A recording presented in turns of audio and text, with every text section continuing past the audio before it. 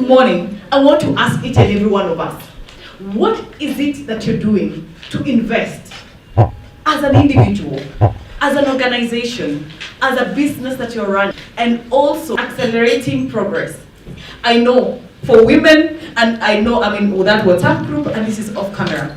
We're in that WhatsApp group that when someone has got your thing, you cannot sleep without it. Anyone who says what that is, they'll get another present. You can never, as a woman, when another woman has it for you, you can never sleep until you get it. Money. Money. Go for money one, child two, take three. When another woman has it, you cannot sleep until you get it. Yes, my dear? Influence and impact. Influence and impact. Amazing. Yes, my dear? Allow me to say it in Swahili. You guys are not getting it. Udaku.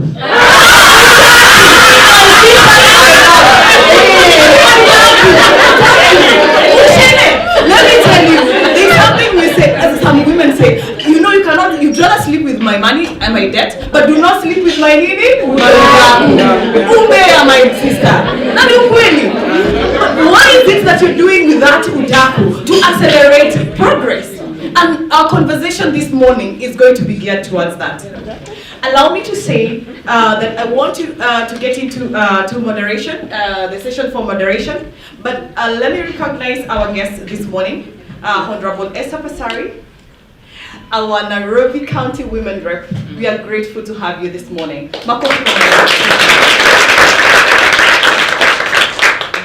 Dr. Hudson Alubanze, the CEO of Pan-African Center for Strategic Development.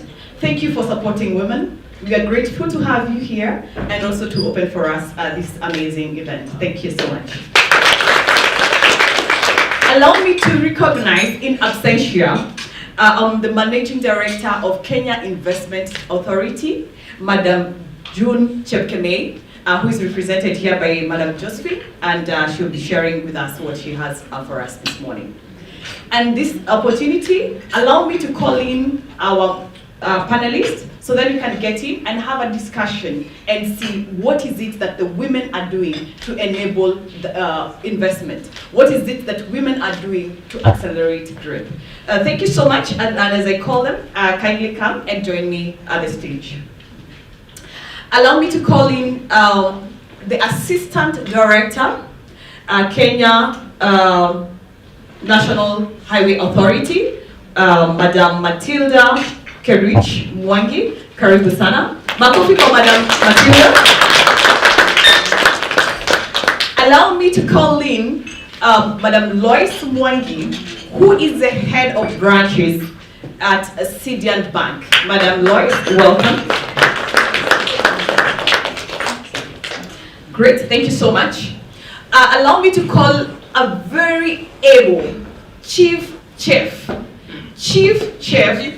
yes, of Nabo Bistro, Madam Joy Minor. Karibu sana, Madam Joy. Allow me to call in the Senior Relationship Manager of a Stanbic Bank, who deals with investments and wealth, Madam Halima Salim. Karibu sana, Madam Halima. Allow me to call in Madam Virginia Karaoke. She's the Managing Director of Seda Health Care. She supports different businesses, and she'll talk about it. Welcome, Madam Virginia. Thank you so much. And I'll be recognizing Engineer Liz Alubanze, our CEO from the Kenya Association of Aviation Operators. Thank you. I know you'll be chipping in one or two ways. Thank you so much, and we'll just dig in. And as we kick off, we'll start by probably introducing ourselves, who we are, and we'll start with Halima. I know you talked about it, and allow me to share with, kindly help us with another mic.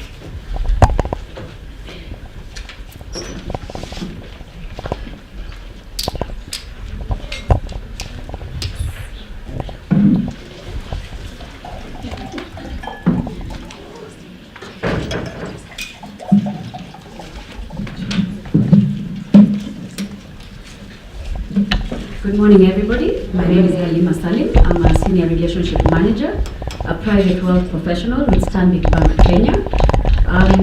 If you're not aware, the growth in this bank has been absolutely amazing at 34% year on year, and we did PAT of 12.2 billion.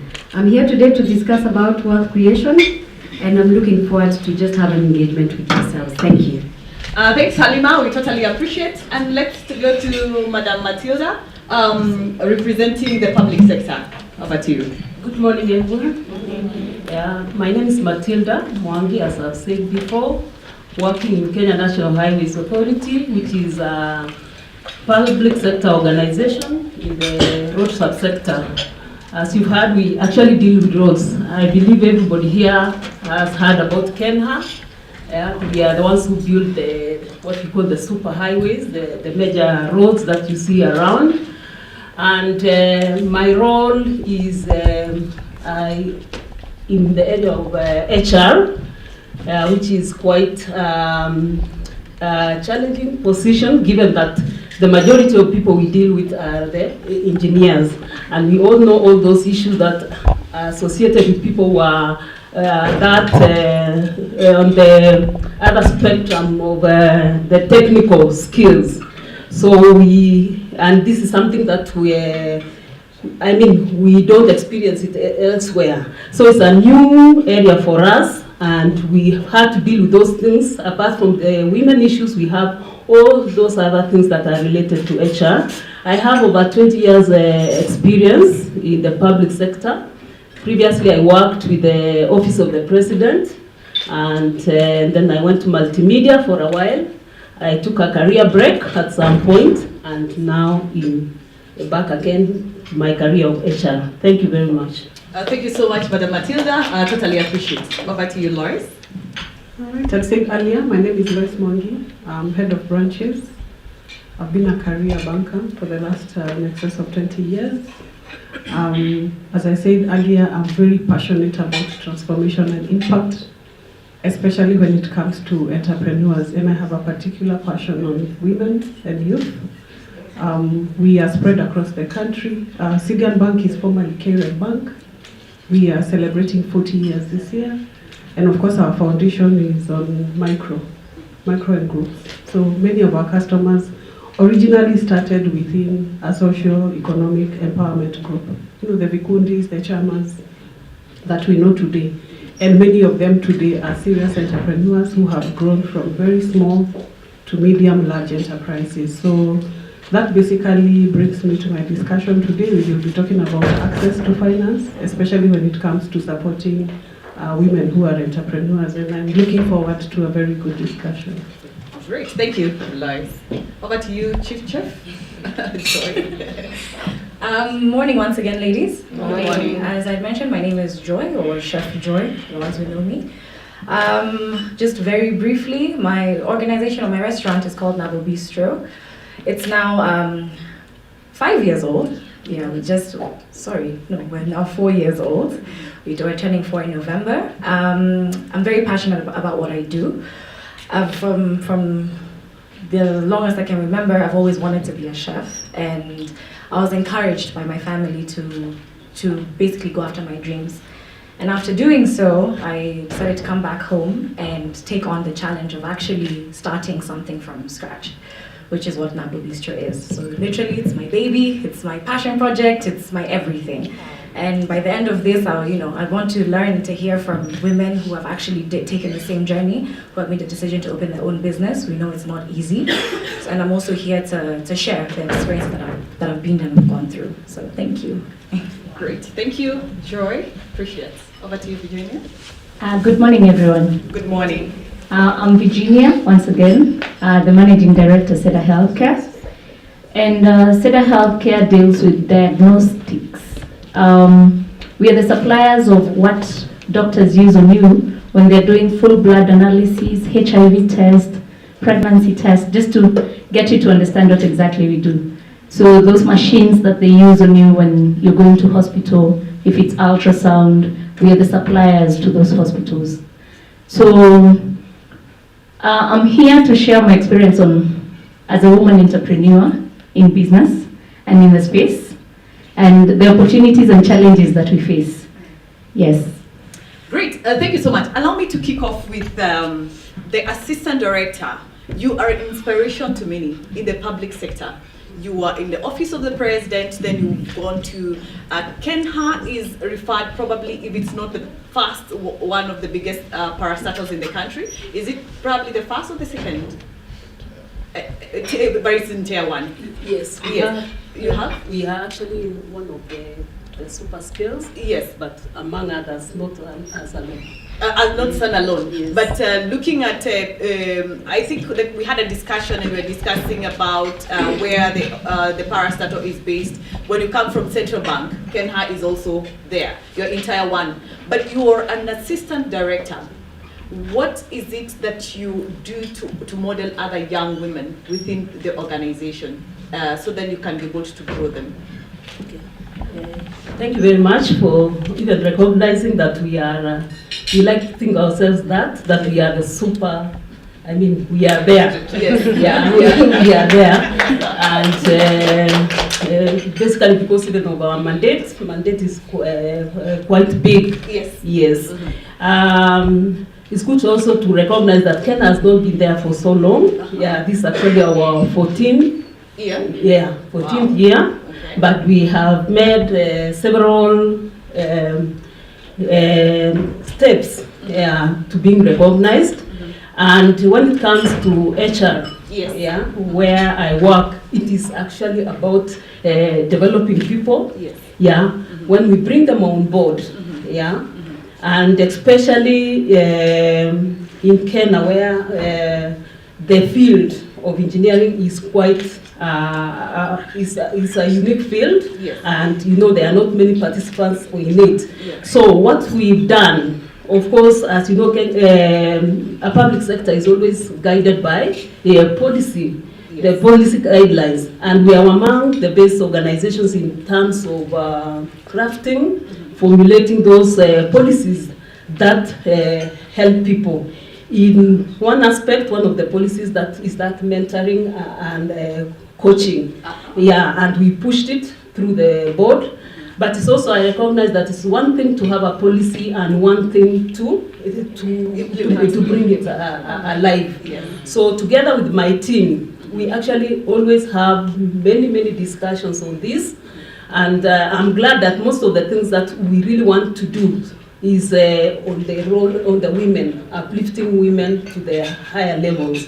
At the moment, even when you look at our data, we just have we are just scrapping the compliance requirements of 33%. We have just closed to 33.7%. At which the requirement is 30%. 30%. So you're actually surpassing the requirement. Yes, the requirement is 33%. Oh, okay. 33% is 1/3. Oh, That 1/3. is 1/3.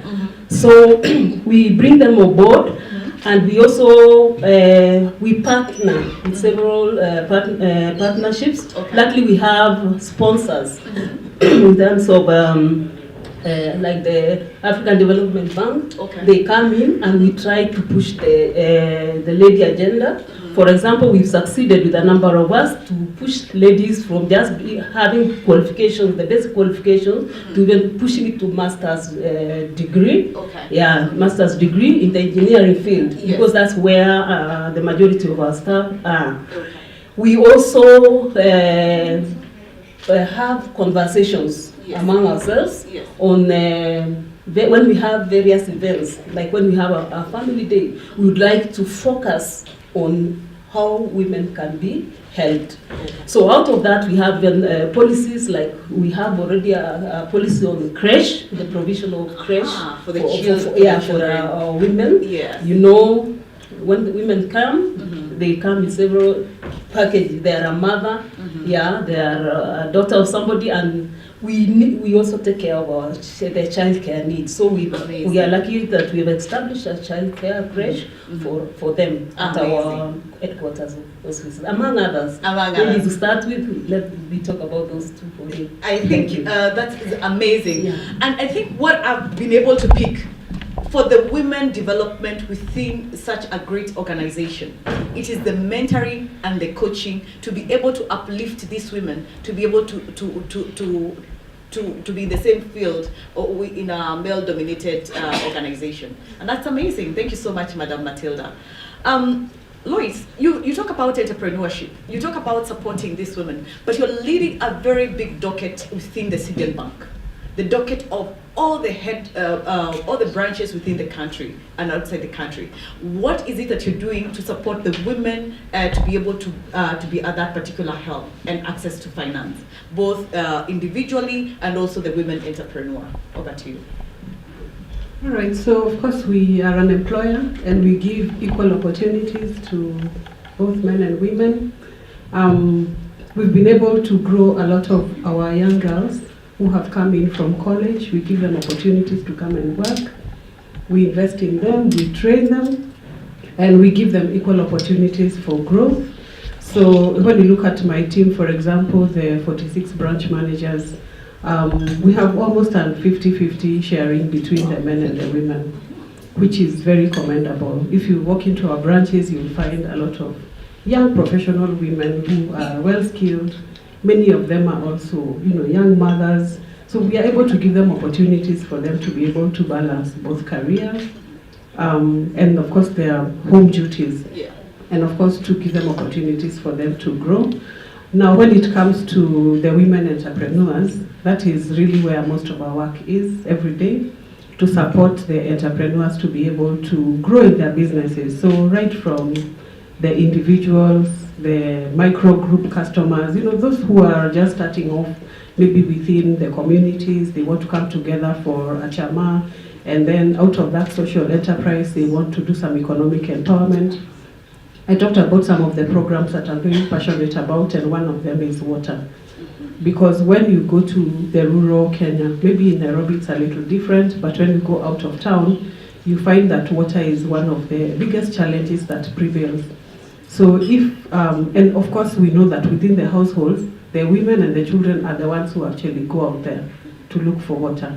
And if we are able to empower them to have that water nearby, maybe through a borehole or through water tanks and proper sanitation facilities, then it means that they can actually save that time they have been using to go to the river or to fetch water from long distances to do other small household activities. And if this water is close to their homes, then they can also do a small kitchen garden, maybe keep some animals, and as a result of feeding their families, then they can even have some extra income. So that is how the foundation of CDN Bank in our days as Karen Bank started. But we also do a lot of work with more established entrepreneurs who are looking to access financing. We know that, of course, as a woman entrepreneur, there are different challenges. How do you structure your business? How do you set it up? If you're looking to borrow, how do you prepare your business to be bankable, for you to be able to access good credit? And then, of course, how do you get a partner, a financial partner who will work with you and give you right credit? Because there is good credit and there is bad credit. If you're looking for finance and you get more money than you need, or less money than you need, then of course there are challenges around that. So if you have a good relationship manager in the bank, they will help you to get the right kind of credit to assist your business. And of course we know that banks give secured credit. So today again, many women do not have collateral. They do not have title deeds and properties in their names. So again, how as a bank do we then help them? If they have a bankable proposal, if they have a business that is bankable, and maybe the only thing they do not have is tangible collateral to secure that debt, then we look at solutions around blended financing. So blended financing is where you look at a business, you look at their revenues. If they have good revenues that can help them to access credit, but the only thing they do not have or they have a shortfall is security, then we introduce de-risking instruments to be able to help them where they do not have full security. And we have things like portfolio guarantees. We have many partners who have come in to support us. We have the African Guarantee Fund.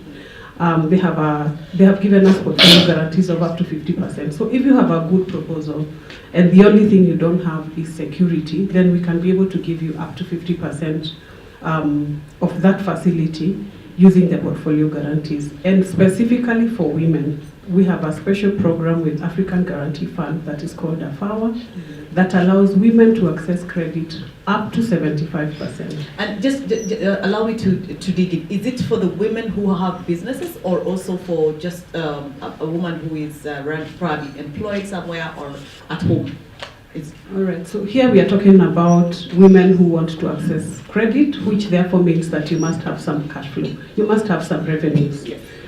For us to be able to support you. For those ones who want to start off, then we package them within the group setup, where we ask them to come together as a community, maybe 10 women, form a group, begin to table bank, then put your bankings in the savings in the bank. Once you reach a certain level of bankings, then you can borrow within a co-guaranteed mechanism. So that helps those ones who are starting off. But then for the established ones, we have other solutions. So if you don't have security, but you have a good business, we can have a solution around it to help you to be able to access credit. Amazing, amazing. Ladies, are you hearing solutions which are out there? Yes. And these are solutions that we did not know probably while we were at our workplaces or in our businesses. Great, and that is amazing that you can be able to come in and be supported at 50% in terms of if you do not have security. Yeah. And we are talking about businesses that are fully owned by women, yes, or majority owned by women. Yes. Businesses where you have majority of your employees as women, Mm-hmm. or businesses that are producing goods and services, Mm-hmm. majority consumption being the woman. Yes. For example, people who are doing sanitary pads and stuff like that. Amazing. So all of those categories would sit into the special program for AFAWA. Oh, And you amazing. have many other solutions that can support you. If you have a good business, the only thing you don't have collateral, come, let's have a conversation. Amazing, amazing. That's very good, and that's very encouraging for the women who are out there struggling with finances and are not able to kickstart or to propel their businesses. Thanks so much, Lois. We'll be coming back to you on another angle. Virginia, you're in a field of healthcare, a field that is in areas of procurement, and is a field that is of course dominated by the male, which we appreciate what they're doing because they also help us to propel ourselves in the business. How are you able to take the opportunities, run with them as a businesswoman in the healthcare? It's difficult. I'll be honest. It's difficult with the fact that I'm a woman and I am a young woman. Okay. And if you'll observe even the title managing director or owner, I don't use it out there. I only use it when I'm with other business owners, because if I use it in the field, or if my clients know that I'm the owner, they will not buy from us. Just as the example, the regional manager for B360, when she stood, she said, people look at her, Sony, yes. She said, people look at her and think she's very young. She looks like a baby. So you can imagine she's going to meet people like Daktari, the old guards. They call themselves the big boys. So you're going to a board meeting, and the boardroom is full of men. The only chair you have is, you are the woman. You're the only woman seated there in a pink dress or whatever you're wearing. And they're looking at you like, oh. So when they are, when you're discussing businesses, they will want to give you the small share. And in fact, they will keep you at the corner of the table. So yes, it is difficult. At the same time, I keep saying, we women, we don't want to sit at the table. We want to control the menu. We want to be part of the cooking. We want to know how the plates have been set. We just don't want the seat at the table. We want to be part of everything so that we can help the men, or rather we can help each other in making the table, fetching the wood, and everything, every department. So in the medical field or in entrepreneurship, being a woman and being a young woman, I cannot lie. The stereotype is still there. It is difficult. Interesting. And how are you able now not to be the ones having coffee when you go for board meetings, but to ensure that you're not also at the corner table, but ensure that you are probably at the middle of the big boardroom table? How are you able to capture and take those opportunities as a young woman? Yes, I will say it has taken time, but exposure. Coming to platforms like this, where I network with fellow like-minded women, and they share their challenges with us, or with me, it gives me confidence. And then they teach you how to overcome your fears. I don't know what's this thing about women being people pleasers and having a lot of fear within us. So even when we go to these boardrooms, we're always going with fear. So what I've done is I've made sure that I avail myself in such platforms so that I can meet like-minded women, because also entrepreneurship is very lonely. And they say the upper you go, the lonelier it gets, and the cooler it becomes. It's very cold up there. So you find when you meet other entrepreneurs or women who have grown in their careers, they, like Honorable Esther Pasaris, they'll be able to tell you, keep going. It gets easy as you go, yeah? You'll get resilient as you go. So I've been exposing myself to such platforms. At the same time, I have a network of women that we meet, business women like-minded. We share our experiences and challenges.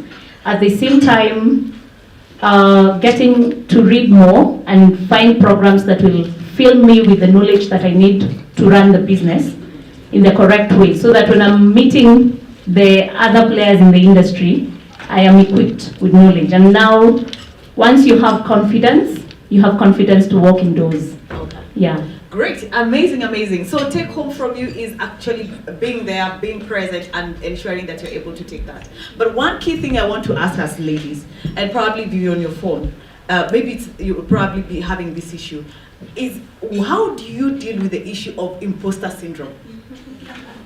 Imposter syndrome. You're there, you're going, but you're like, wait a minute, will I make it? I know probably even my ladies here, when I was inviting them, so probably someone might have been like, will I make it to be at the panelist? And I know that is something we all envy Honorable Esther Pasaris. She's been there, she's been on the limelight, she's been a role model to so many. And I think, Madam, that is something that you should be able to encourage us when we give you an opportunity. What is it that you're able to go out there? And that is a conversation I want to take to Joy. Joy, you are a chief chef. You are in an area that the kind of cuisine that you do prepare is so unique that the moment people come to Nabo Bistro, they think, oh my God, I'm going to a French restaurant. And by the way, I'm giving you an assignment. Probably in the next 2 months, visit Nabo Bistro. You'll see the level of experience is amazing, it's different. And you always think when the food comes, oh, there's a mzungu at the kitchen. What is it that makes you stand out behind the curtains, in the kitchen, at the heat, and in a male-dominated world, and also as a chef, and at the same time as the owner of the business? Thank you for your question. Yeah. So, number one, being a chef, just generally, is not the most luxurious job out there. Social media, Facebook, Instagram, TV has made it look like it's a very luxurious thing to undertake, but reality, it's not. What helps me, number one, is just having a very bulletproof mindset. I don't ever go into a meeting, or if I'm with other male colleagues in the kitchen, second guessing myself. I always go there with that mentality of, I know what I am doing, I am good at my craft, I am able to produce or make even better than the other guys in the kitchen. For me, that has been something that has been really big for me. I've actually written down my points, so allow me just to go through them. Yeah. So the first one is actually mindset and confidence, because in this hospitality industry, it's male dominated. You won't, okay, if I can ask you ladies a question, which hotel or which restaurant have you gone to and you've seen a female executive chef? Anyone? We don't go to the kitchen. You don't go to the kitchen. But there's very few, right? Yeah. But why is that?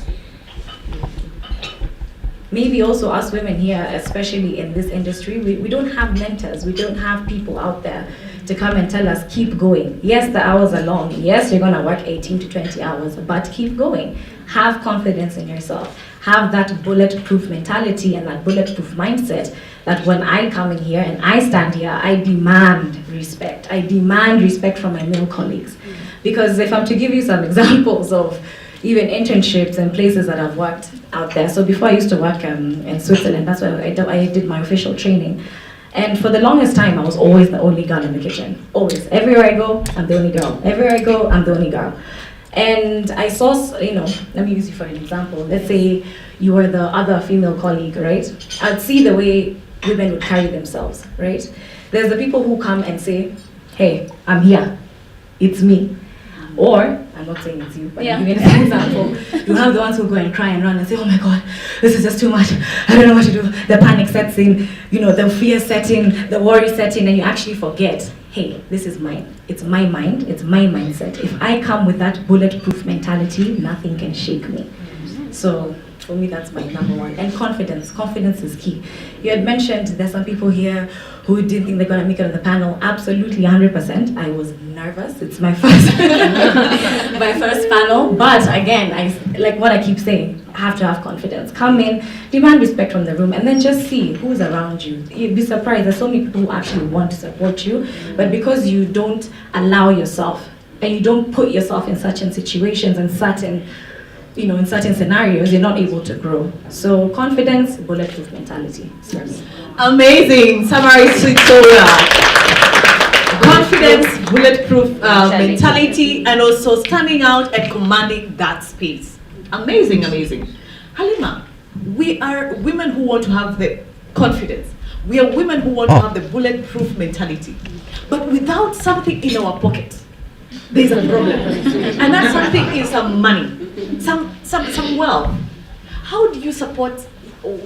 What opportunities are there for women for wealth creation, for investment? As a person who is coming in as a professional, as a specialist in that area of wealth and investment, and I know Stanbic Bank does a lot of supporting women under the DADA program. But what is it that you have for us today for women to be empowered? Thank you, Emily. So, as you know, a banker knows so much about you, so much to include your own behavior, more than your spouse, your children, your parents, and everybody. Interest, the bank? Your banker, your personal banker. Oh my God, that's a good thing or a bad thing? Okay, let's see. But anyway, we are governed by confidentiality rules and all that. So anyway, I would know so much about you by just looking at your statement. Nonetheless, so having money is one thing, and that's called saving. But saving is not going to take you far. You need to invest your money, make your money grow. So you can have money you've saved, yes, like in the traditional channels whereby it's stable banking. We all contribute 10K everybody, and we have 60,000 here. This month I get it, you get it, like that. How is that money growing? It's just the capital that is there. It's not growing at all. As well, there's inflation. Inflation is at 6.6% now as per the last CBK report. So to get into the areas of investment, let's appreciate why we need to invest in the first place. You need to reach your financial goals, you need to beat inflation, and you need to get significant, keyword, returns. All right? So investments are basically in two broad umbrellas. Growth-oriented, whereby you're looking to grow the capital, initial capital, as well as fixed income. You're looking at a steady stream of income. So a lot of things govern how we are going to pick the investment that we want. And obviously at Stanbic, we do a detailed client profile. How you invest is very different from how my mother would invest. She's looking for low risk, you're looking for high returns, and those two don't go together at all. Yeah. So basically, what do you consider? Your risk appetite, basically your risk to reward ratio, your age, that's time factor, liquidity of the investment, the fees you're going to be charged, and the previous performance, past history of this investment class that you're picking. But to just get into it, there are various. We've got equities, which is shares, termed high risk right now, buy low, sell high. Yeah, there are two types of investors in terms of equities. We've got the investors looking for dividend, and we've got the investors looking for capital gains. So it depends again with the type of investor you are. Yeah, we've got bonds. Treasury bonds. Yeah, everybody has heard about this. Unfortunately, for the past 20 years, women have not been coming to the bank to say, I want to invest in a bond. They didn't even know what a bond is. I personally didn't know what a bond is 20 years ago. I wish I had known. But these bonds are available to everybody, anyone who wants to do. The last ISB infrastructure bond basically it was tax-free at 18.46%. When you look at real estate, you're getting 6 to 8% as a return. With bonds, you're getting 18.46%. Basically, a bond is when the government comes and wants to borrow to finance its projects. So you've got the infrastructure bonds, which are tax-free, and there are other bonds which are taxed, yeah? We've got treasury bills as well, short-term, 90 days, 180 days, 360. You get paid your interest up front, but you're taxed, 15% withholding tax. Again, we've got the retirement planning, basically the national pension schemes. I had somebody speak about pensions here, and individual schemes as well. Very important, retirement. Again, we are not those people who are going to rely on our kids to, finance our old age. We are not doing that kindly. We've got insurance. You need to mitigate your risk. Insurance is key. Basically, how do you mitigate your risk? Either you get rid of it completely, which is impossible, or you mitigate it through insurance. Life policies, education policies, term assurances, annuities, endowments. We've got real estate investment. Again, the return is at 6 to 8%, but this is a hybrid. The value of the capital can increase, and it does increase over time. Again, you can earn an income from it. So there are a couple of investments you can go for. We've got the money market funds as well. But all this is dependent on your profile as an investor. And at Stanbic, we want to actually look at your profile. We don't want to shove products down your throat. We want to look at the kind of profile the kind of investor you are, look at your risk profile, and advise you on what is best for you. Amazing, amazing. But when you say you look at our profile, some of us who are paid at the end of the month, we are paid on the 1st, but let me tell you, on the 7th, there's nothing in that account. How do you profile us now? Wow. Okay, fine. Some of these people, they're very good. Okay, fine. On the 10th. On the 10th, everything is going sure. Then now from the 11th to that year, we are now maintaining again. You never see us in your account again. You never see us. We are using other platforms. Are we in trouble when it comes to that kind of ways of transacting or profiling, and then coming back now to look for investment? You're in trouble. You're in trouble? You're in trouble. Oh my goodness. So basically, Yes. why are you spending before you save? Oh wait, The opposite. we've got rent, you've got children, you've got school fees, you've got food, you've got your girlfriends. Surely, when are we going to go to Mombasa for a trip? I see. So those are your basic needs, and you need to stop living beyond your needs. You need to work within the means. Oh my God, there's Instagram. We have to be looking to plan for the Instagram. I agree with you, Emily, but basically, it's prudent to live within your means. Yeah. Pay your bills, and something remains. There's a quadrant that I'm happy to share with later Okay. that you can look at. If your rent is above a certain percentage, you need to tone down. Yeah. But like, what percentage should someone look forward to saving? Assuming you have 100% of your salary or your income as a businesswoman, what percentage would you advise that we should be able to You should be looking to save about 30% of your income. 30? Yes, so work around 70% on your bills, glamming, Instagram, and all that. Oh my goodness. And the 30% nails? and the nails, Okay. and your hair, Uh-huh. 30% you need to save. Okay. And once you save, now we need to invest this money. Don't just stop at saving. Yeah, Ah, we need to invest. As well as bankers, we are paid on 24. okay. By 28, we are broke. So your cycle is like that. Cycle is the same. And you guys are the ones who jam our traffic, eh? On the 24, that will be Yeah, on the then 24. after that, There's no done. traffic, we thank God for that. Yeah. Thanks. Awesome. Thanks, Halima. I think that's an eye-opening that whatever is it that you get, whether you get it at a salary level, whether it's an income that you make from probably consultancy, from business, the percentage that you should be saving. But it's not about savings only, but also doing what? Investing. Thanks, Madam Halima. And as we come to the end, we want to see from each and every one of you, what is our theme this year is invest in women, accelerate growth. As an individual, what is it that you should encourage other women to look into? Madam Matilda, as our senior and also as our leader in this case. Thank you very much. We are saying we are concluding, but I would like to just mention, refer to the conversations of my fellow panelists. Allow me? Sure. Yes, because they got some excitement in me, the chef there, about when you find yourself alone as a woman in the boardroom or wherever. And she mentioned that you have to go with confidence.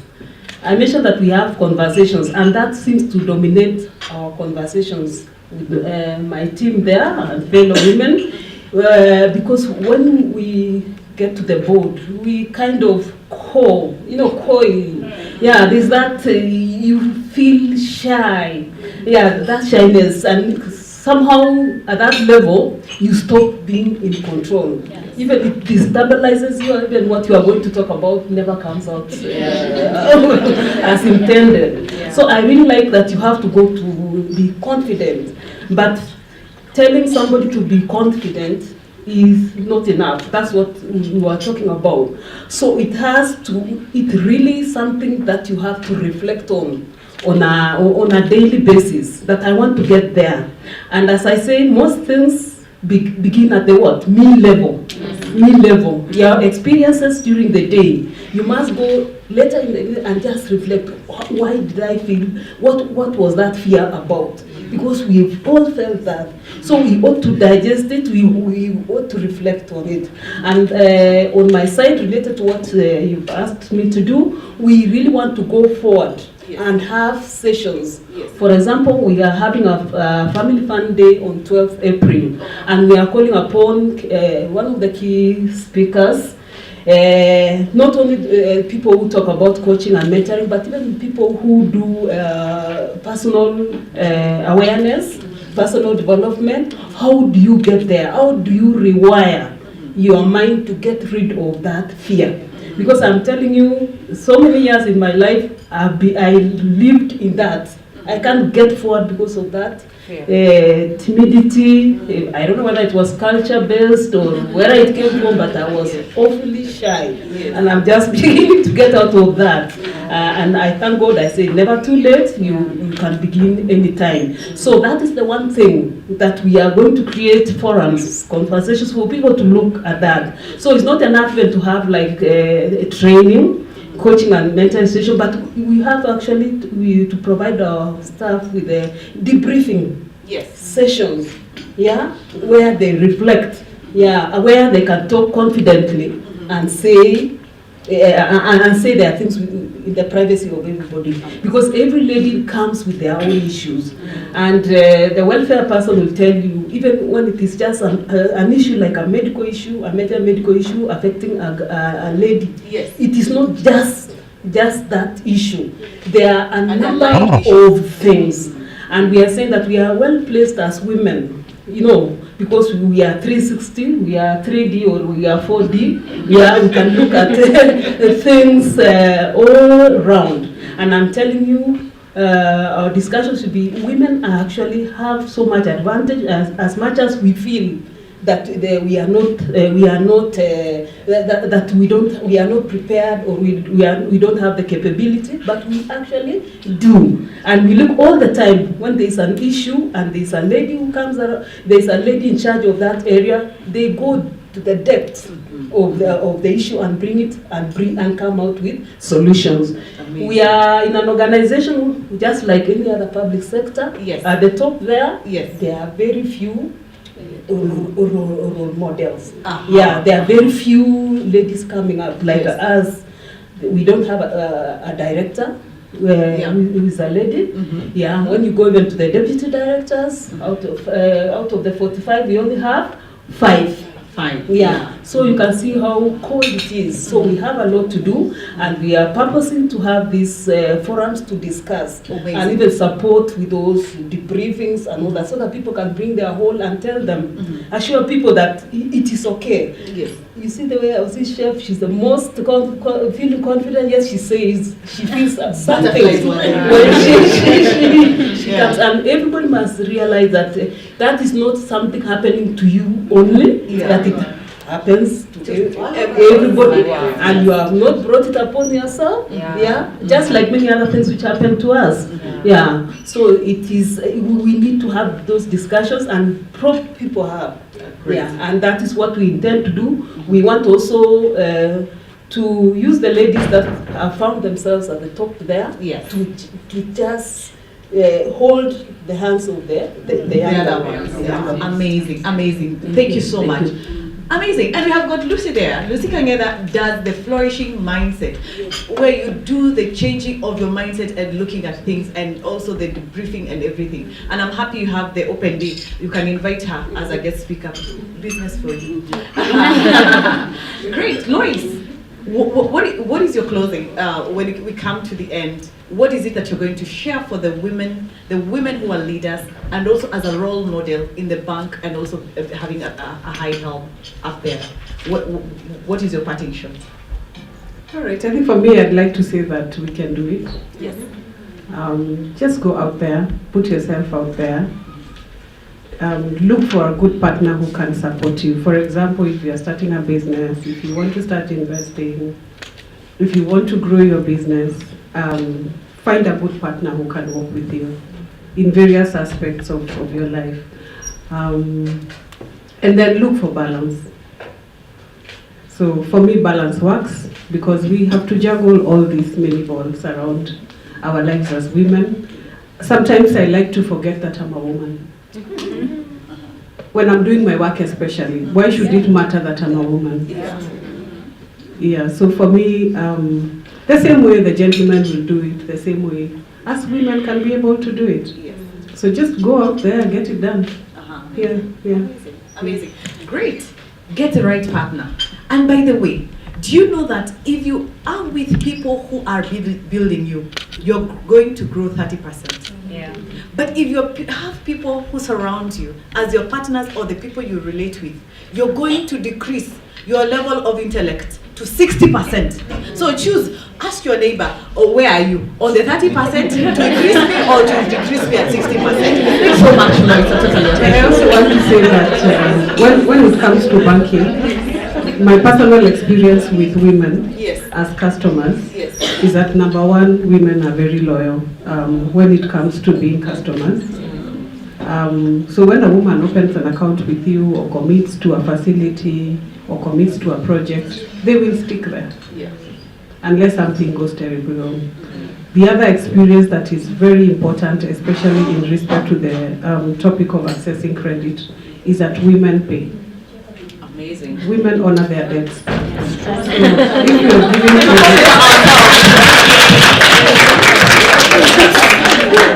and that tells you that as a woman entrepreneur, if you want to scale up your business and you're looking for credit, go for it.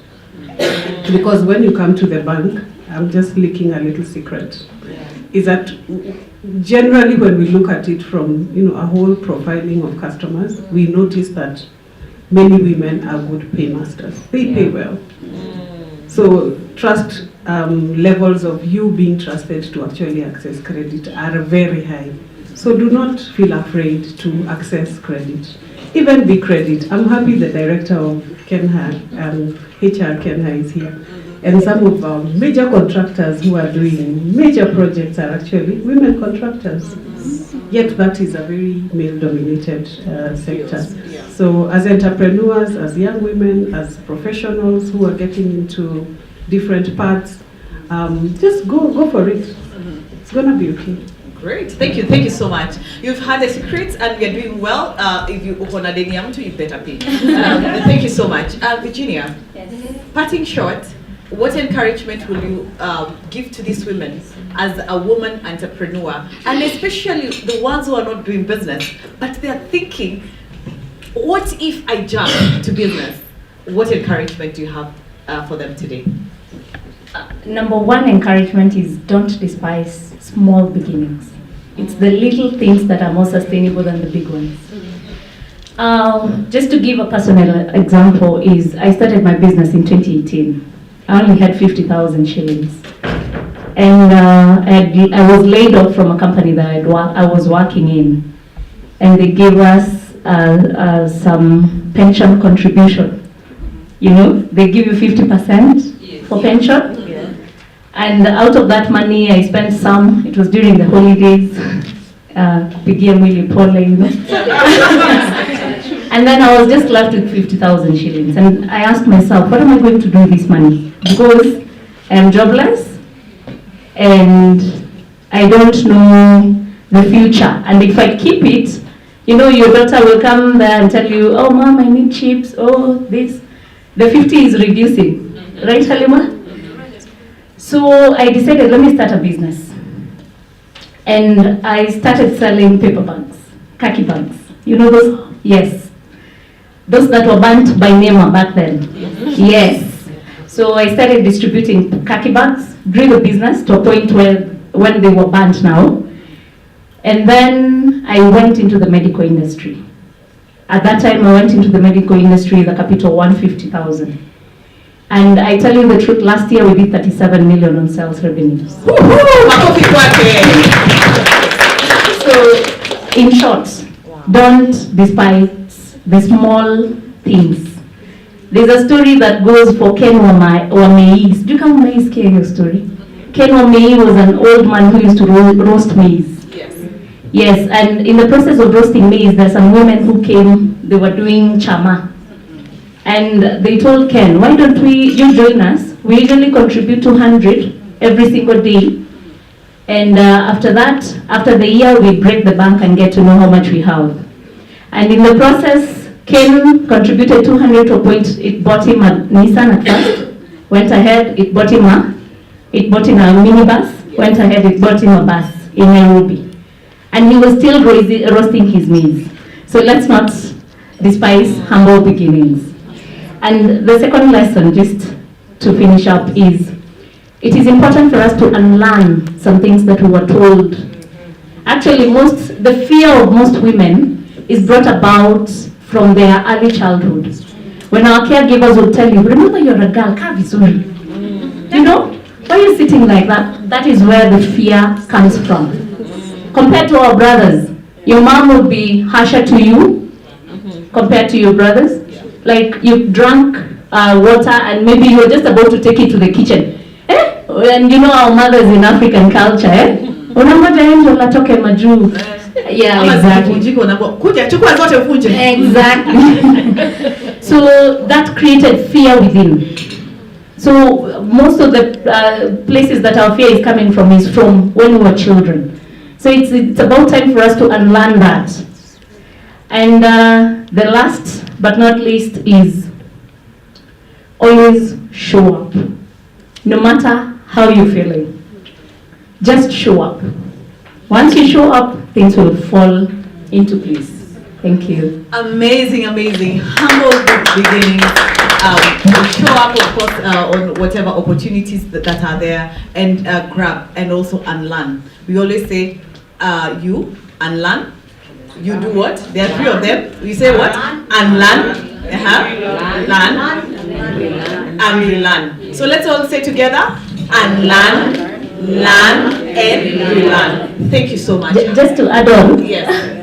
There's something Emily said that we as women, hatuwezi lala kama tujakula udaku. And the theme of this year is invest in women, accelerate progress. Yes. Most women, when we learn something, we are itchy. We want to teach the other people.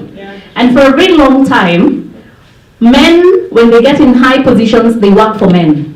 Women, when they get in high positions, work for men. And I think it's about time we women, when we get in those positions, we work for fellow women. Yeah. Amazing, amazing. Thank you so much. Totally appreciate. Halima, as we come to the end, you've told us to look at investment to look at wealth creation, what is your parting shot? Thanks, Emily. So again, don't stop at saving, let's invest. We have so much to unlearn and relearn, and like Chloe said, go for it. Don't be shy to invest. For many years, it's men who come to the bank and want to do this big investment. But we can all do it, to include the people at the very humble beginnings. As well, we've got Dada by Stanbic. Anybody who knows the meaning of Dada? No. The Stanbic one, Dada. A gift?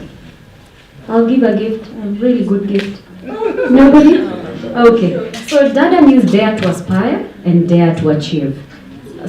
Exclusive to Stanbic Bank Kenya. So we don't only look at individuals, we look at women-led businesses as well. If your workforce has more than 30% of women, you qualify for Dada.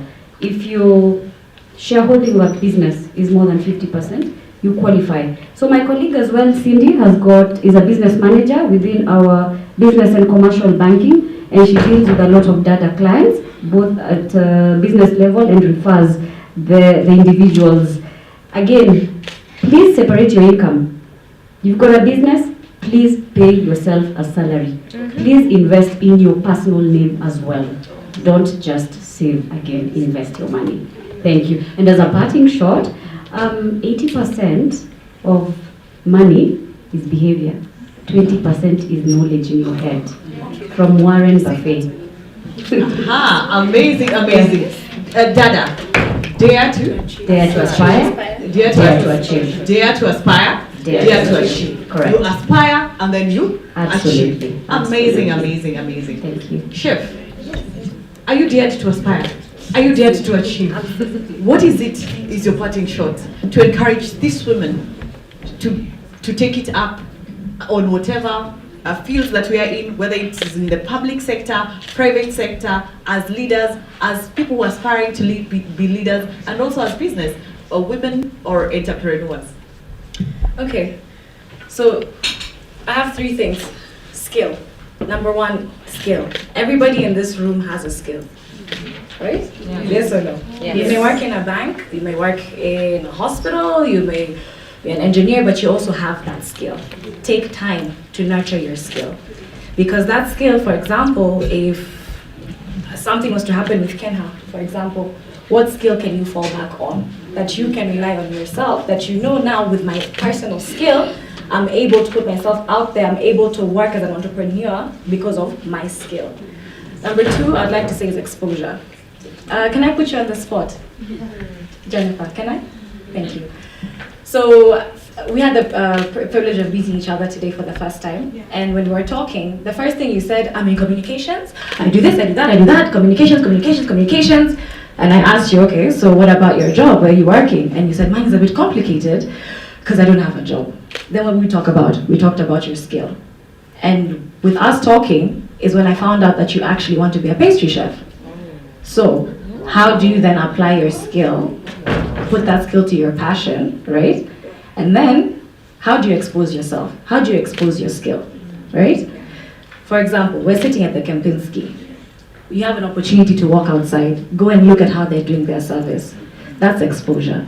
You don't have to leave the country, go and do culinary school and all these elaborate things just to have exposure. Exposure can start from here. Exposure started from the conversation that we had an hour ago, right? Yeah. Match your passion with your skill, okay? And then on top of that, find exposure for your skill, right? Okay.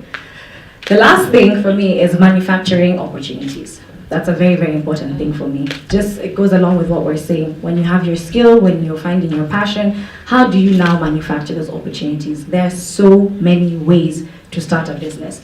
The most frequent question I'm always asked is how? How do you do it? And it's hard. It's really difficult. How do you do it? How do you manufacture an opportunity? Is it by copying something you've seen on Instagram? Is it by reading something and being like, hey, I can apply this to even my own business, to my own skill?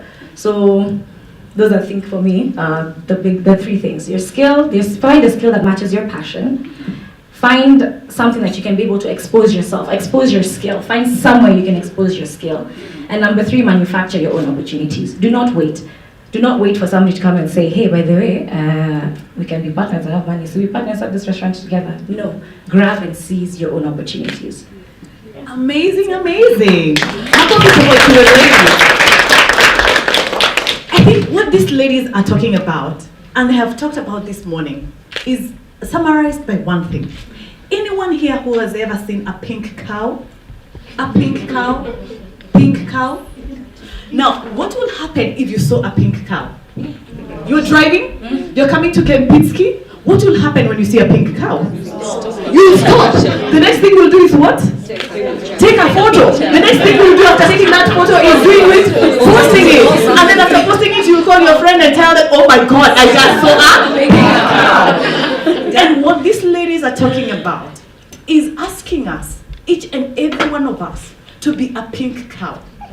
The way you stand out, whatever you do, can you be a person that you'll be differentiated? And when people see you, when people look at you, they'll be like, wow, did you see Carol? Did you see Wenchiko? Did you see Atieno? Did you see Honorable Esther Pasari? Because she is different from everyone else. So our call this morning is to be different. And you cannot be different if you don't nurture your skills, if you do not stand out, if you don't go out there and grab the opportunity. So be the pink cow of your industry. Be the pink cow of your company. Be the pink cow of the business that you do run. Be the pink cow that people want to take photos of and talk about. Kindly take photos of us.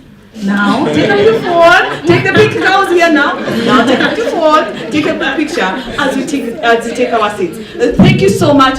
You're honored to have you this morning. Thank you.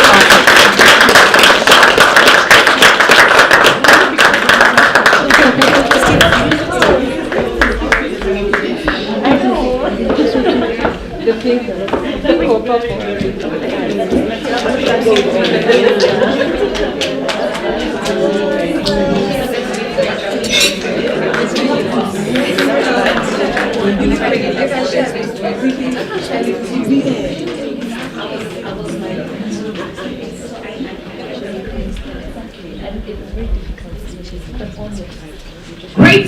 Have you asked your neighbor whether there's a common cow, the brown, the Persian, the white, and the pink cow? I'm like the one come up with another name. And by the way, do you know how pink suits us, ladies? Do you know how pink suits us, ladies? So are you the pink cow of your industry? Are you going to be the pink cow of your industry? Are you going to be the pink cow of your company? Are you going to be the pink cow of Kenha, ladies? That is what you're looking out for. That is what you're looking out for even when you run your businesses. Be like these women who are here inspiring each and every one of us. This morning we are privileged. We are privileged to be having an engineer who is a CEO. Not only a CEO of a company, not only a CEO of an industry that we've got ladies, but industry that is dominated by the gentlemen. A lady who we are looking up to for the younger women to be modeled. She's Engineer Liz. Engineer Liz, as she comes in front to welcome our guest speaker, kindly come, Engineer. Engineer Liz, makofi kwake. Engineer Liz sits on the table dominated by men, and she chairs that meeting. And she says when the flights will land and when they will take off. Engineer Liz will tell us whether the flights are safe or they're not. And they will say, oh, by the way, that airline will not move, will not come into our country. Let us welcome Engineer Liz as she welcomes our guest. Thank you so much. Thank you. And as you can see, I follow advice quite quickly. I am the pink cow.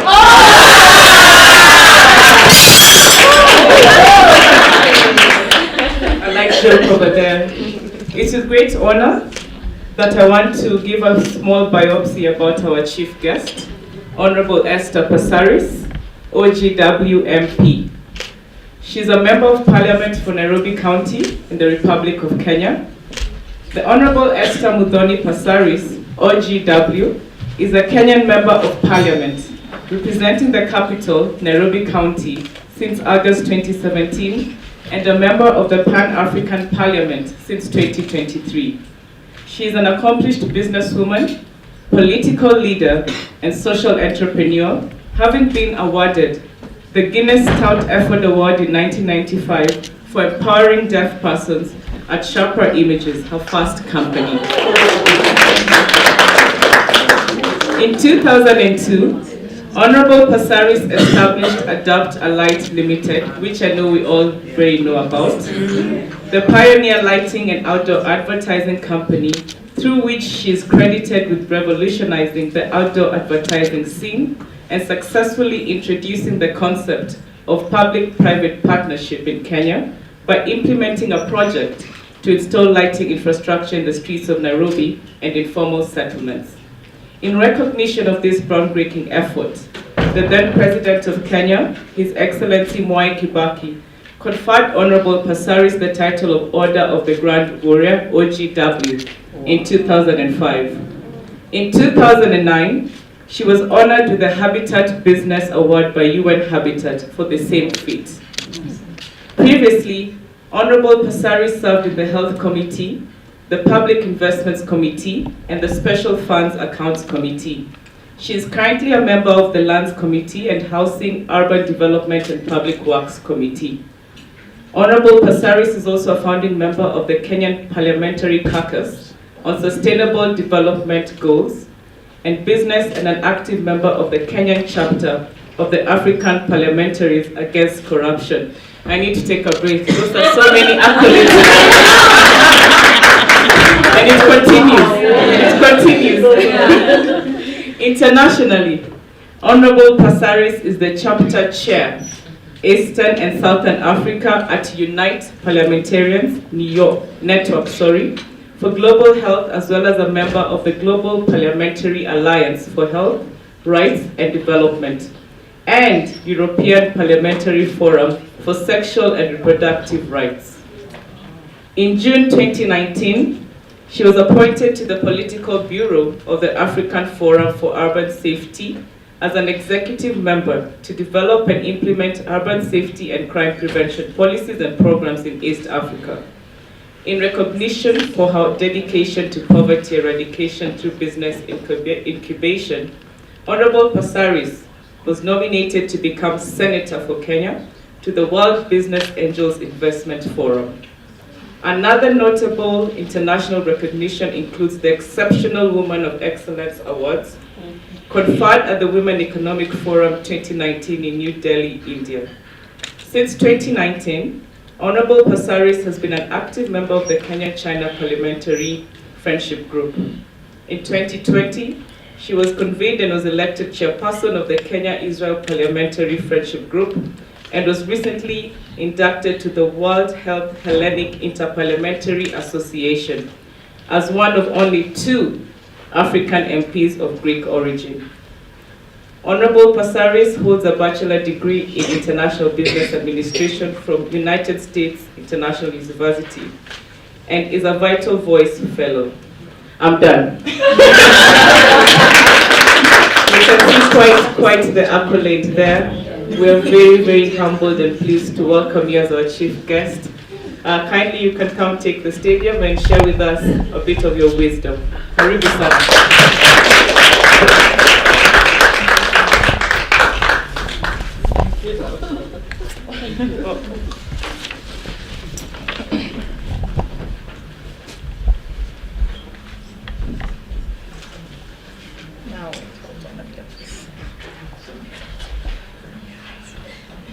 Phew, all right, okay. I need to tell my PA he needs to have an abridged version of that. He's already left the room, so I will tell him. So let me get through the protocols. Dr. Hudson Alubamse, Pan-African Center for Strategic Development. Emily Kericho, Managing Director of Top Level Management. Matilda Kerich Mwangi, Assistant Director Kenha. Engineer Liz Alubamse. Okay, I'm making good connections. CEO, Kenya Association of Air Operators. I feel safe now that I know you. Louis Mwangi, Head of Branches, CDN Bank. June Chepkimei, Managing Director, Kenya Investment Authority. Halima Salim, Senior Relationship Manager, Stanbic Bank. Virginia Kariuki, Managing Director, Cedar Health Care, Managing Director. Okay. Joy Minor, Chief and MD of Nabo Bistro. I have to come to that bistro. I'm looking forward. All right, our MC, Steve, ladies, and ladies from all the sectors, private, public, and business women. Good morning. Good morning. Wow. Okay, so you know, I actually was in India recently with my husband. He had gone for his regular checkup, and I never thought I'd be in Kenya for International Women's Day. I thought, you know, we'd be there longer, but as God would have it, we had a good diagnosis and we had no reason to stay in India. So we got back, and then I come in and I say to my PA, okay, so tell me about the invites. And there were like 10 of them. And I said, how am I supposed to be in 10 different places? So I started looking at all of them, and then I thought, you know, I'll try and plug in. And today actually happens to be my husband's birthday as well. Wow. I'll try and plug in, right? I'll try and plug in and then end up at home early enough to celebrate his birthday. And this seemed like a really good place to start the morning. And you know, listening to the panel, I mean, give them a big hand. I mean, those women, each and every one of them is holding, you know, I keep saying that our world is like a jigsaw puzzle. And everybody's life is like a jigsaw puzzle. We're all looking for that perfect picture, all right?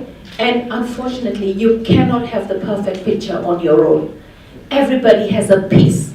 And if you look at your life from the time you were conceived to the time you were born, to your nursery school teacher, to your playmates, to your primary teacher, to your playmates, to your secondary teacher, to your playmates, to your university teachers, to your playmates, you know, to the lovers, good, bad. You know, they say you have to kiss many frogs before you end up with the right one. You have had just so many people, and each and every one of them has either shown you that the piece you have on the table is not worth it, and it's not fitting, and it's not right, and you need to get rid of it and find a better piece to replace.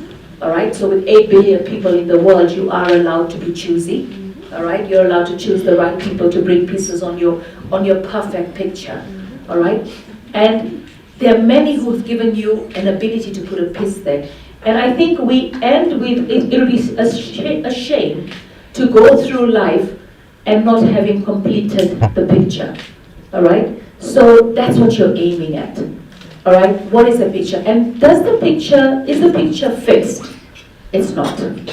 You can change it at any time. All right, and you have a right to do that.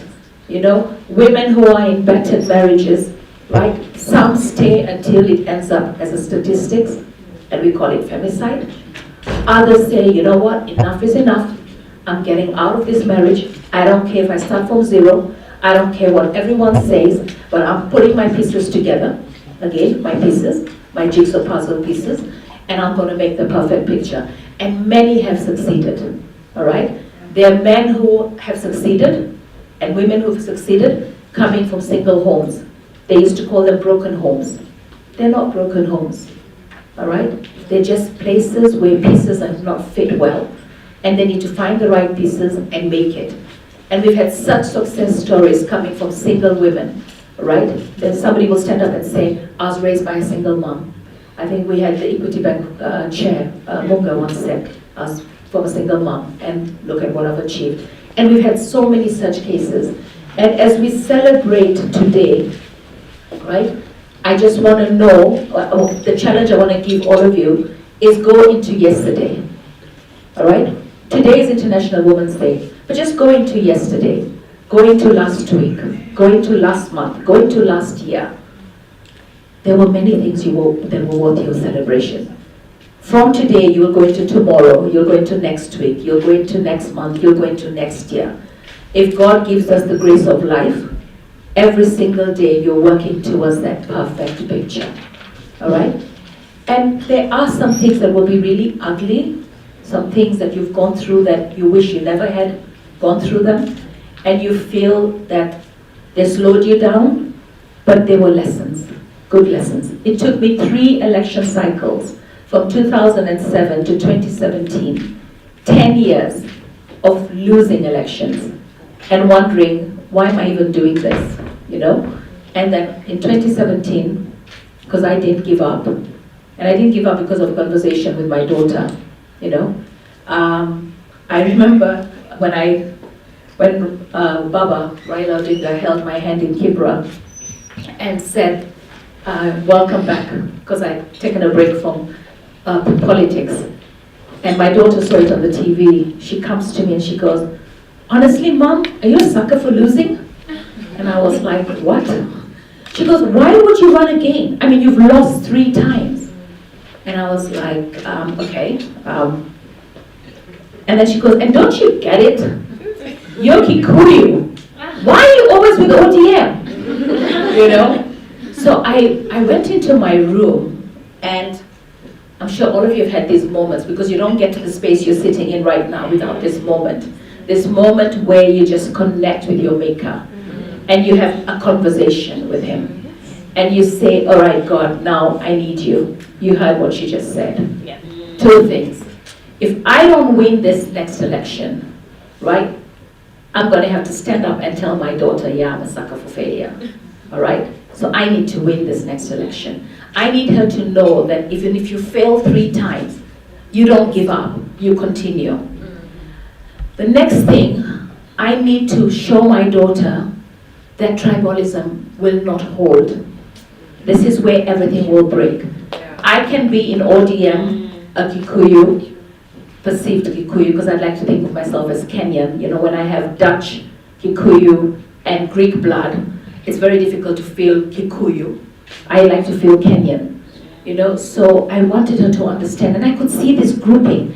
I could see these young teenagers grouping together in tribal cocoons already because of their fathers, you know, and it was really sad to see that. All right, so I really wanted my daughter to understand that failure doesn't mean defeat, and tribalism is an evil that should not be tolerated. Okay? So in my conversation with God, I also had an apology to him, because I tell you, when we campaign as politicians, we go into churches after churches. So Saturday, Seventh-day Adventists, we can go into 6 or 7 churches. Sunday we'll go to another 6 or 7. We are just going in there for the votes. We're going in there to ask for votes. And we get in, we give our donation, we ask for votes, and we get out to the next church. So when I was having my moment with God, I said, look, I am really sorry. I know that, I think it was probably a Sunday evening when we were having this discussion. I said, I know that I've been to so many churches. I cannot tell you what the sermon was. I cannot tell you what the scripture quoted was. I don't even remember if I prayed, but right now I'm here on my knees and I'm telling you, I need to win this election. All right? And I'm coming to you, and this is my prayer. I need to win. And I think that was the very first time that I literally prayed for the position. Not the 1,000 times I went in and out of churches. So you need that moment, that one connection, and it's individual. It won't come because you're standing in front of Benny Hinn. It won't come because, you know, that moment is solo. It's like Jesus on the mountain with God. It's that solitude. All right, be still and know that I'm God. It's that solitude, whatever your faith, where you and God connect in a moment of truth, where you're not hiding because He knows you inside out. You're not pretentious. You are just saying, God, here I am, I surrender. I just need you to take charge, and I need you to guide me. And after all, we live by His grace, don't we? I mean, we can have all the plans in the world that we have. The fact that we're here, how many probably wanted to be here and are not here? All right? Because maybe they're sick, maybe something came up, maybe they've passed on. That's life. So the fact that you're here, pat on the back, thank you to God, because He's the enabler, right? So I want to give you a brief history on International Women's Day. All right? International Women's Day, which we now call IWD, is celebrated annually on March 8th. and it's a global day acknowledging the social, economic, cultural, and political achievements of women.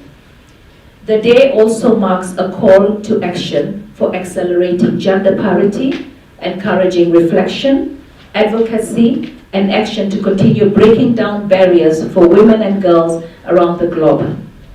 Not only does it celebrate the achievement and progress women have made, but it also highlights the ongoing struggles for equality.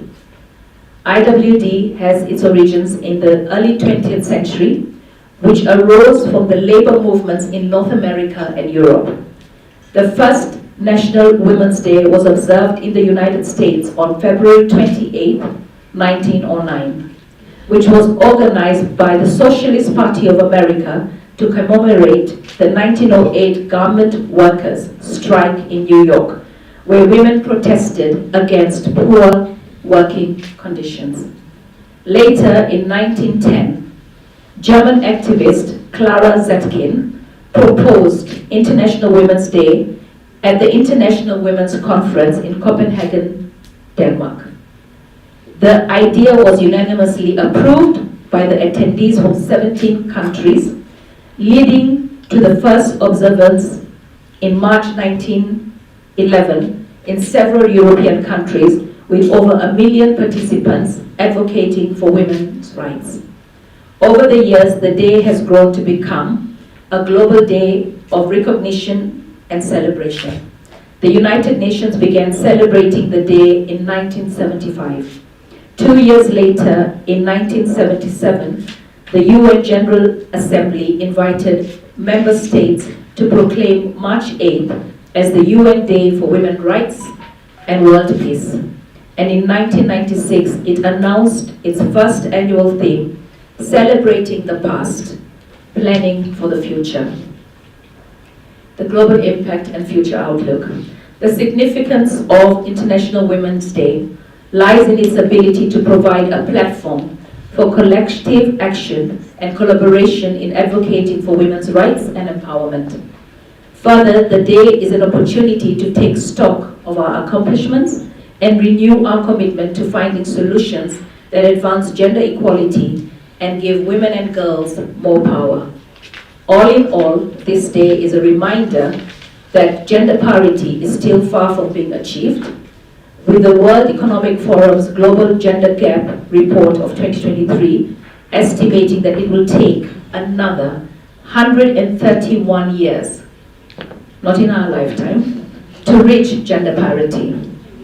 As we look to the future, it is essential to prioritize investments in policies and programs that address the root causes for gender inequality, including discriminatory laws and social norms.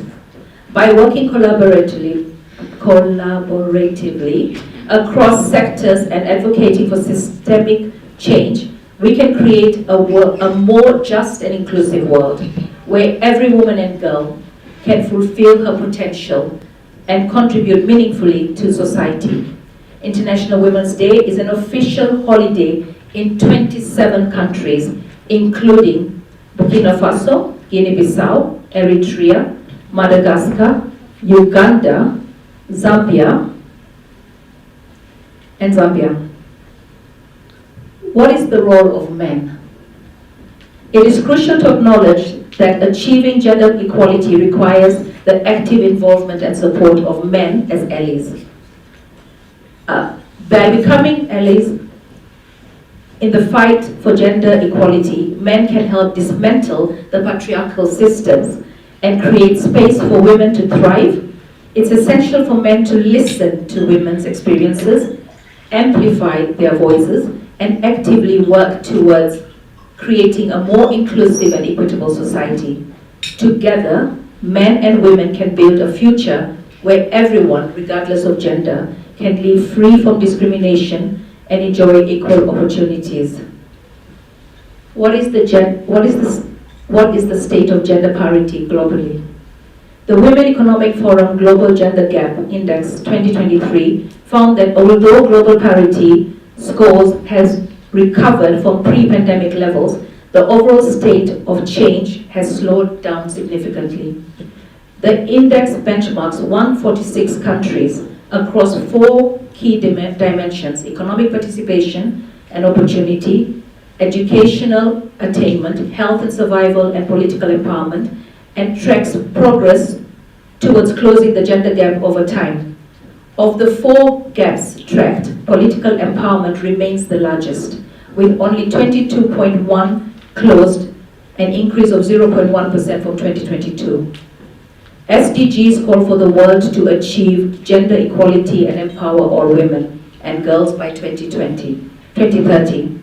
Empowering women can boost economies and help peace process, believes Antonio Guterres, but it needs to happen faster. UN Women and UN Departments of Economic and Social Affairs in 2023 progress report towards the achievement of SDGs revealed that there is an alarming 360 billion annual deficit in spending on gender equality measures. Let's come to today, the International Women's Day 2024. The United Nations has designated the year 2024's theme as Invest in Women, Accelerate Progress. With a focus on addressing economic disempowerment, while the campaign theme for this year is Inspire Inclusion, it highlights the significance of diversity and empowerment across all sectors of society. Through this campaign, there is a strong emphasis on recognizing the importance of diversity and empowerment in various spheres of society and underscoring the pivotal role of inclusion in advancing gender equality. The theme resonates well with the National Development Agenda, Kenya's Vision 2030 social pillar, which aspires to build a just, cohesive society that enjoys equitable social development in a clean, secure environment through investing in people. The theme further reinforces government's bottom-up economic transformation agenda, which recognizes the significance of women's economic empowerment in fostering equitable development and offers support through access to finance, markets, skills development, and entrepreneurship. Now, I asked my office to come out with some names. I wanted us, as we celebrate today, and we celebrate all the women that dared to come up here and talk about their experiences, I just want to give you a few names, and if I say the name and you know who it is, just shout out what is she famous for. Christine Lagarde. Christine Lagarde? Okay, she was the first head of the International Monetary Fund, a woman. Christine Lagarde. Kamala Harris? First woman to be elected Vice President of the US. We share a birthday. We look alike. Actually, you know, this is really crazy. We're both born on the same day, 20th October 1964. We both turned sexy 60 this year. Okay. Michelle Obama. First African American First Lady of the US. Joyce Meyer. One of the world's leading practical Bible teachers. Maya Angelou, the late poet, author, singer, activist, scholar. Oprah Winfrey, media mogul, talk show host, producer, and philanthropist. Wangari Maathai, Nobel Peace Prize winner, environmentalist, and activist. Charity Ngilu, first Kenyan woman who dared to vie for presidency. Lizzie Wanyoike, the founder of Nairobi Institute of Business Studies. Professor Olive Mogenda, first woman to head a public university in Kenya. Martha Koome, not just first CJ, first woman Chief Justice in the Republic of Kenya. Justice Joyce Oroch, first judge at the International Criminal Court. Catherine Dereba, Boston and Chicago Marathon, won both of them. Dr. Paula Kahumba, she is one of the best known wildlife conservationists. Tegla Garupe, first African woman to hold marathon world record. Gina Dean, right, okay. Best known for helping build the Safaricom brand. From inception, communication, she's a public relations guru. Ori Rogo Manduli, first woman of African descent from Kenya to compete, yes, exactly, in the East African Safari Rally. And of course, she had the biggest, lovely attire. The hair, you know, when you wear that big African hat, you're doing the Ori Manduli. Yeah. Okay, so we have Misere Mugo, first African to enroll in Limuru Girls High School, which was then a whites-only girls' school. Nivea Mwendo, first female cabinet minister in 1992. Zipporah Kitoni,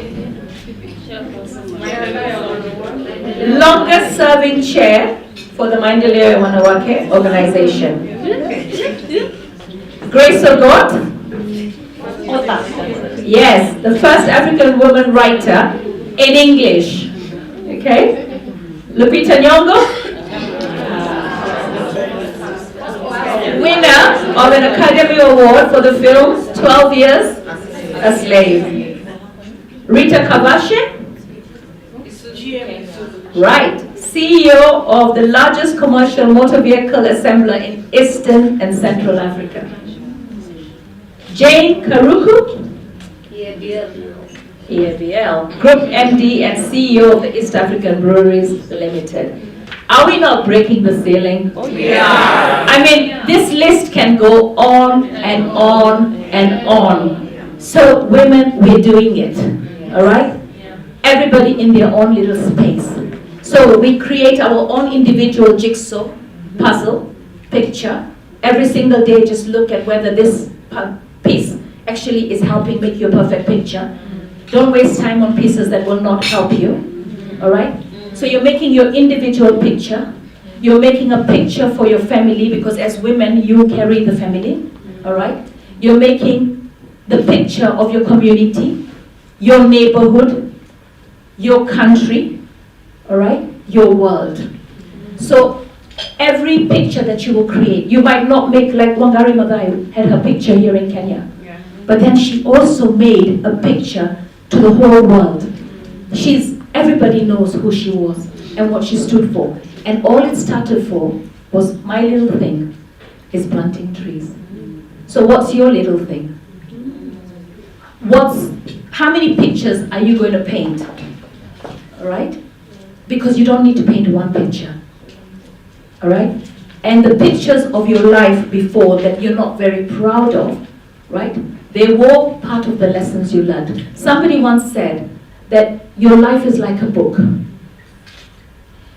If you tear off 3 or 4 chapters of that book, the story is incomplete. So never be ashamed of your past because it defines your present and directs or redirects your future. Have an amazing International Women's Day. I celebrate each and every one of you. I celebrate the sharing that you had that we've covered online, that I hope many, many Kenyans and women across the globe will be able to be inspired. We have a lot of work to do. Don't waste your time sleeping. When you die, you will sleep. As long as you breathe, live, and live your best life. As Oprah says, just don't live. Live your best life. And you know what? It's not somebody else's best life. When I meet people and they say, oh, when I grow up, I want to be like you, I said, no. You don't want to be like me because the best person, the best version of you is better than me. So just be the best that you can of yourself. And you know what? When you see that person in the mirror staring at you the whole day today and every morning and every night, look at her and say, I love you. I got your back. And you are amazing. And whatever you fail today, you will achieve tomorrow. Amen?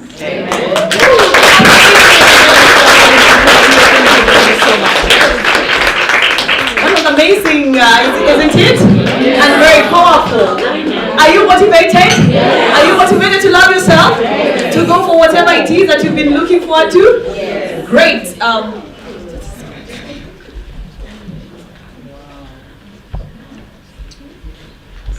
Thank you so much, Honorable Esther Pasari. We totally appreciate that powerful speech. And happy birthday. Can we sing for her happy birthday? Oh, it's the husband. No, she's gonna take it for the husband. So we're gonna sing. So we're gonna sing. Who is a soloist? Who's gonna be our soloist? You.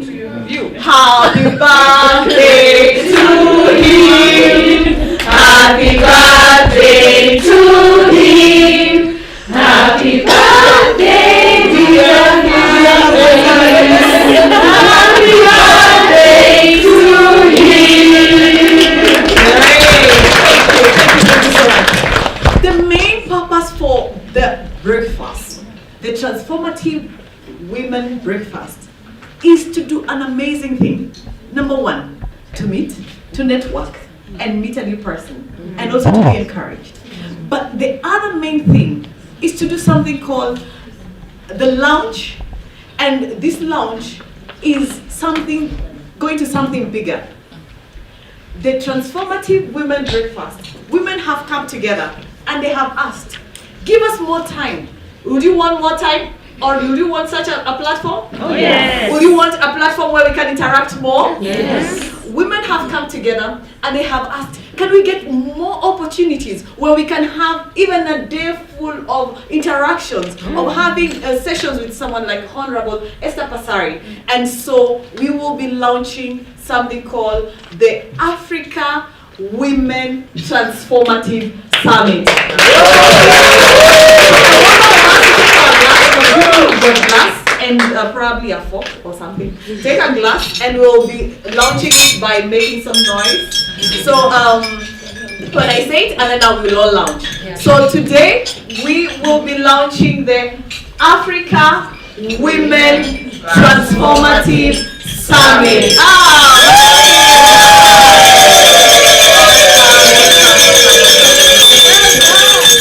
Great. And so for us to access that summit, you can scan to be able to access the website. That's how you'll access the website. So you can just scan there for registration. But for each and every person who's come today, they've earned themselves a 50% scholarship to this amazing summit.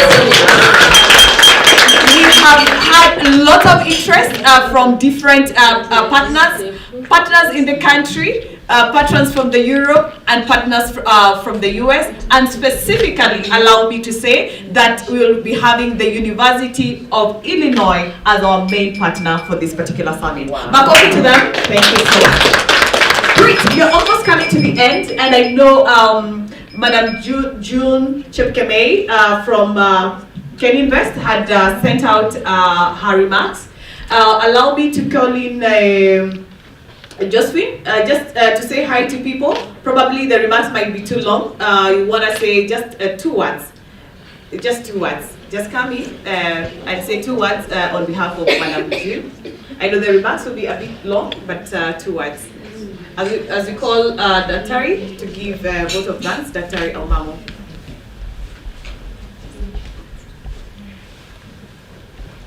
Good morning, everyone. Good morning. As I said, my name is Josephine Dureti. As Emily has said, I had her remarks, but I'll just give a 2-liner. First of all, I just want to say thank you to the panelists. That was such a great discussion. I learned a lot. I also want to thank Honorable Parsaris for such an enlightening speech.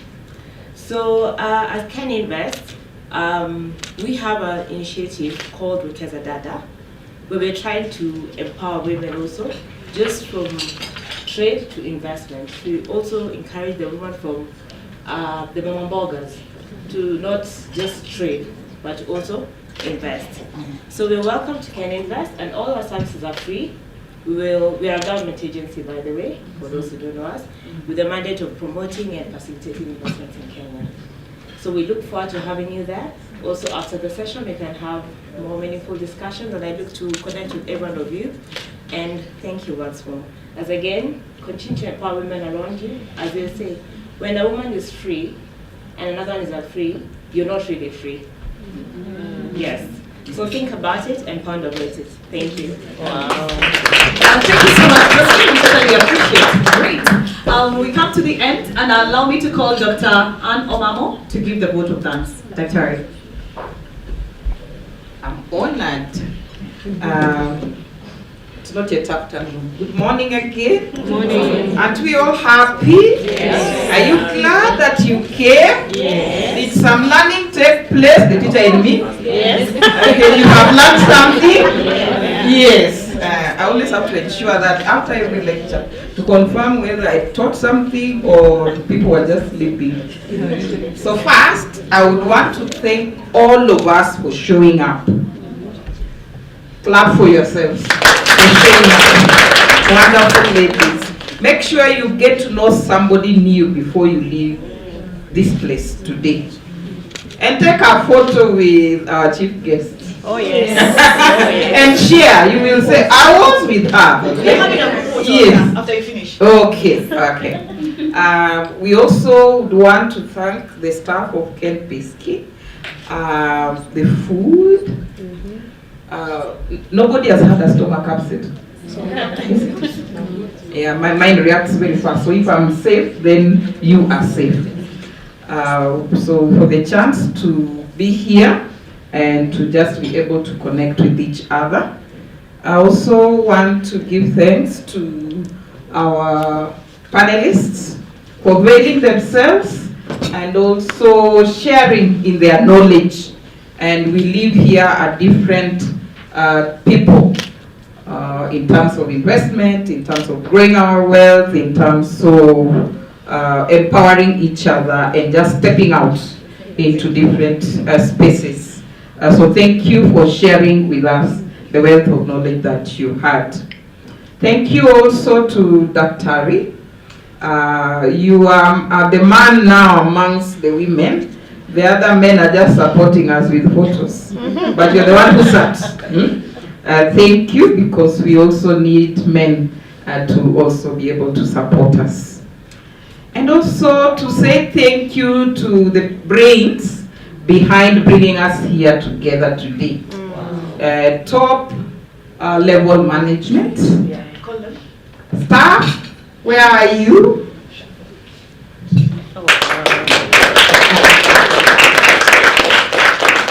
Thank you very much. And you look lovely. Okay, nice. Yeah. You're always this way. Yes. Oh. It's your weakness. It's your weakness. Like this. So blue is the color. You didn't get the memo. Okay, so thank you very much for this noble idea, and may God bless you as you continue to do more. Okay? Yeah. Steve, good job. Oh, thank you. This man who made our minds really juggle. Oh yes. Thank you, and for keeping it interesting. Thank you for being our MC for the day. We appreciate it. And Emily, we also want to thank you. I know you are the brain behind it, so we also want to thank you for being our moderator today and for hosting us. By the way, it's my first time being here. And so I told the writer, make sure you take me up to the place where I have to go in. And then I met this guy who woke me up, and I was like, okay, I feel very important. Yeah. So thank you very much. Thank you, Esther, Honorable Esther Parsaris, for being with us and also in sharing those nuggets with us.